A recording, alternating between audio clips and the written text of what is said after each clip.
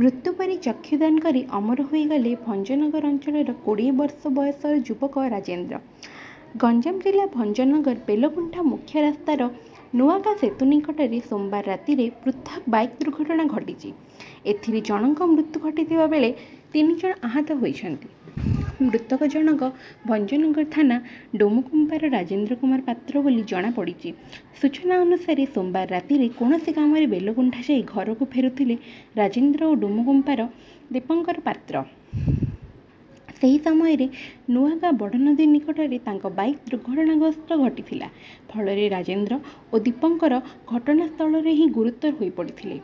ସେହିଭଳି ସନ୍ଧିପଲ୍ଲୀର ଶୁଭମ ପ୍ରଧାନ ଓ ସମୀର ଗୌଡ଼ ମଧ୍ୟ ଦୁର୍ଘଟଣାରେ ଗୁରୁତର ହୋଇପଡ଼ିଥିଲେ। ବାଇକ୍ଗୁଡ଼ିକ କିଭଳି ଦୁର୍ଘଟଣାଗ୍ରସ୍ତ ହେଲା ତାହା ଠିକ୍ ଭାବେ ଜଣାପଡ଼ିନାହିଁ। ସ୍ଥାନୀୟ ବାସିନ୍ଦା ସମସ୍ତ ଆହତମାନଙ୍କୁ ଉଦ୍ଧାର କରି 108 ଆମ୍ବୁଲାନ୍ସ ଯୋଗେ ଚିକିତ୍ସା ପାଇଁ ଭଞ୍ଜନଗର ମେଡିକାଲକୁ ପଠାଇଥିଲେ। ହେଲେ ରାଜେନ୍ଦ୍ରଙ୍କ ସ୍ୱାସ୍ଥ୍ୟାବସ୍ଥା ସଙ୍କଟାପନ୍ନ ଘଟିଥିଲା। ଭଞ୍ଜନଗର ମେଡିକାଲରେ ପ୍ରାଥମିକ ଚିକିତ୍ସା ପରେ ଡାକ୍ତର ତାଙ୍କୁ ବ୍ରହ୍ମପୁର ବଡ଼ ମେଡିକାଲକୁ ସ୍ଥାନାନ୍ତରଣ କରିଥିଲେ। ବ୍ରହ୍ମପୁର ଯିବା ବାଟରେ ହିଁ ତାଙ୍କର ମୃତ୍ୟୁ ଘଟିଥିବା ବେଳେ ପରିବାର ଲୋକ ତାଙ୍କ 2 ଆଖି ଦାନ କରିଛନ୍ତି। ଫଳରେ ରାଜେନ୍ଦ୍ର ମୃତ୍ୟୁ ପରେ ମଧ୍ୟ ଚକ୍ଷୁଦାନ କରି ଅମର ହୋଇଯାଇଛନ୍ତି। ଭଞ୍ଜନଗରରୁ ଅମରେନ୍ଦ୍ର କୁମାର ପଟ୍ଟନାୟକଙ୍କ ରିପୋର୍ଟ, ଓଡ଼ିଶା ଟୁଡେ।